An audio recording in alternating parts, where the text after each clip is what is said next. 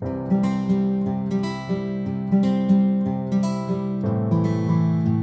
mga kapitbahay, kumusta? Magandang gabi. Andito na ako sa higaan namin. Tulog na si Kian at si Cheyenne. So, si Mr. may trabaho siya. And kanina, may vlog kami kaya hindi ko na tinuloy kasi hindi ako okay. Guys, masakit tong puso ko. Yung tong heart ko, parang may tumutusok. Anyway, ikwento ko sa, 'di ba na-share ko sa inyo na nahihilo ako ng hina, ganyan, na natutumba na lang bigla. So, naalala nyo ba nung ano guys, nung nagpa-check up ako sa OB ko, so nakitaan ako ng cyst sa ovary. And then, at the same time, nagpa-pap smear na din ako. Kasi almost 3 years na hindi ako nagpa-pap smear. Kasi nga yung sitwasyon na yung COVID, yun. So, ngayon lang ulit ako nagpa-pap smear. And yun.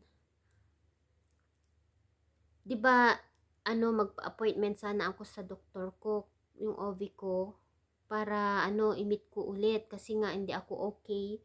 So, minessage ko siya, sabi ko, pwede ba kitang ma-meet kasi hindi ako okay, sabi niya. Ay, sabi niya, bakit? Ano bang nararamdaman mo? Di kwento ko guys, ganito, bloating ako lagi, tapos nanghihina, hindi ako okay, doc, sabi ko.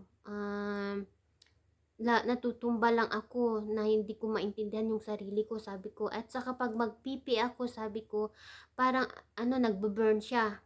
So, sabi niya, no need ka nang pumunta sa clinic, sabi niya. Alam niyo, ang bait ng doktor ko guys, kasi ina-avoid niya na i-meet ko siya para hindi kami magbayad. Sabi niya, ganito na lang ang gawin mo. Sabi niya, i-take mo itong gamot, 6 night, repeat for 3 weeks. Sabi niya, so, prescribean niya ulit ako ng gamot, guys, for 3 weeks. Oo. So, nag-start na ako kagabi kasi bumili si Mr.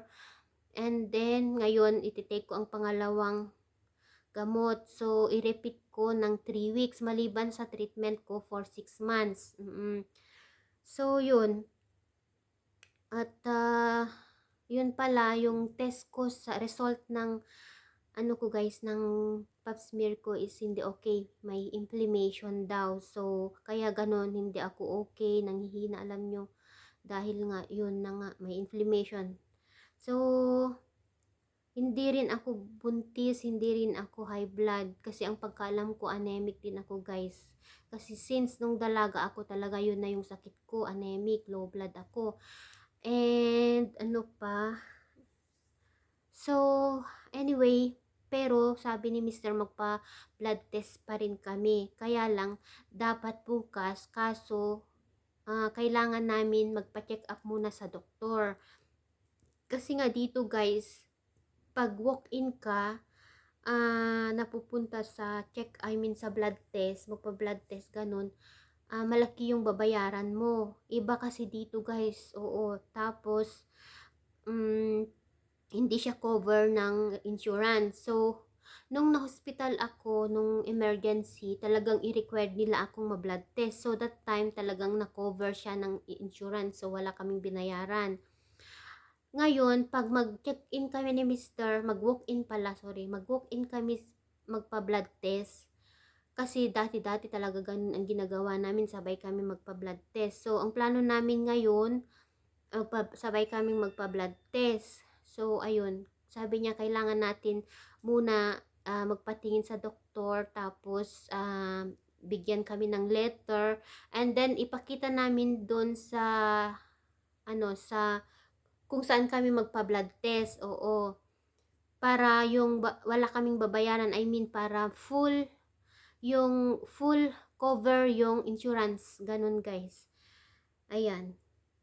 Pwede naman kami mag-walk-in, kaya lang syempre sayang yung ibayad namin kasi bakit pa kami kasi yun na nga, kung pwede naman cover ng insurance, 'di ba guys? So ayun, so sabi niya, don't worry, magpaano tayo blood test para alam natin kung ano yung alam nyo, maliban sa resulta ng ano ko, ng pap smear ko.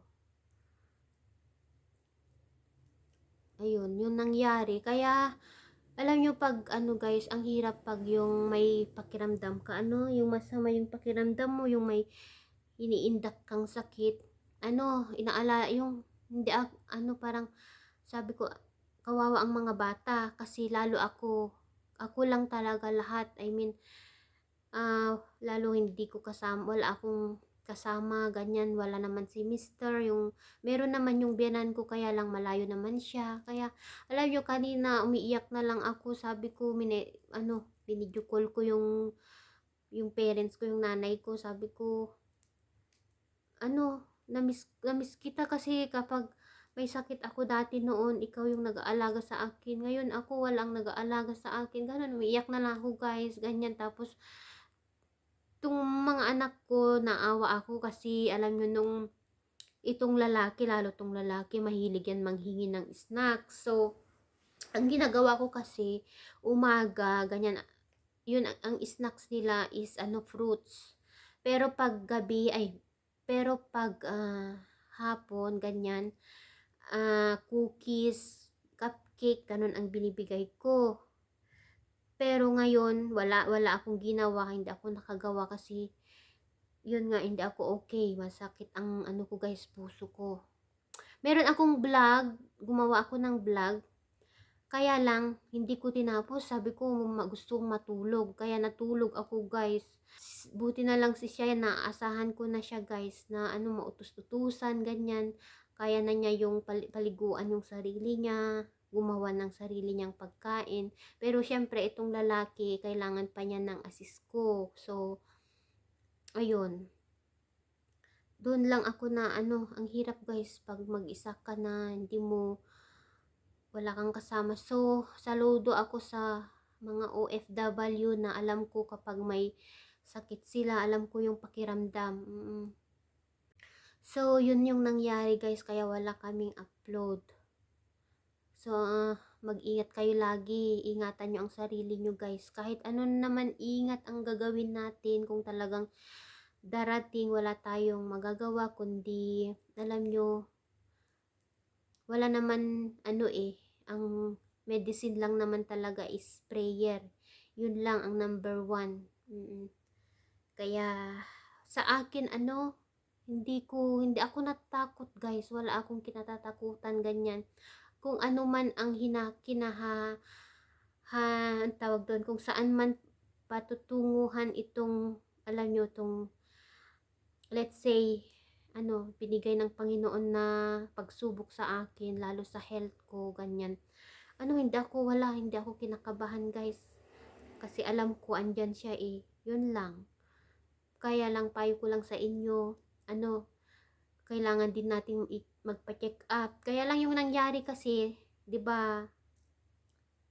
Yung problema noon, kaya hindi na ako nagpa-check up nagpa-pap smear, wala ngayon lang ulit.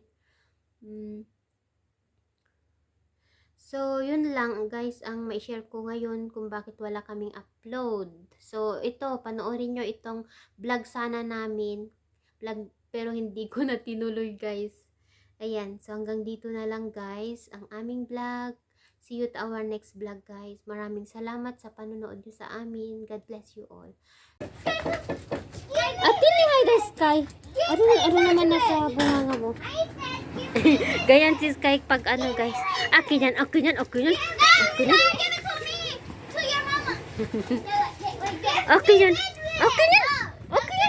Talahan.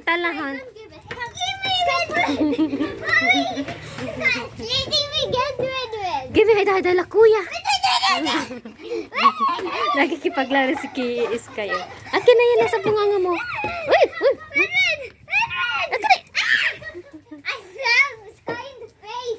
Sky. Where is the Kleenex?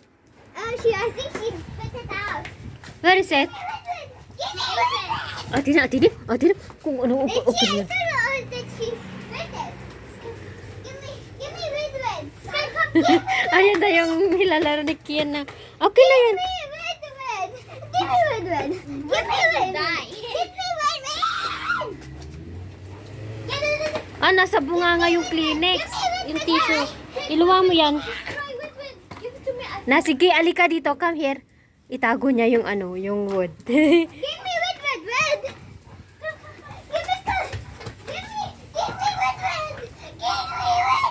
Ah, kinaga na. Ah, tingnan. Dang it! Hi guys, ito ang pagkain namin. Hindi ko na pinakita kasi na-vlog ko na ito. Ano ito? Spinach. Oo. Yan, spinach. Kasi 'di ba, nanghihina ako yung parang feeling ko guys, anemic ako, kulang ako sa dugo. So itong spinach na to pampadagdag ng dugo. Ito yung spinach nila dito sa Lebanon.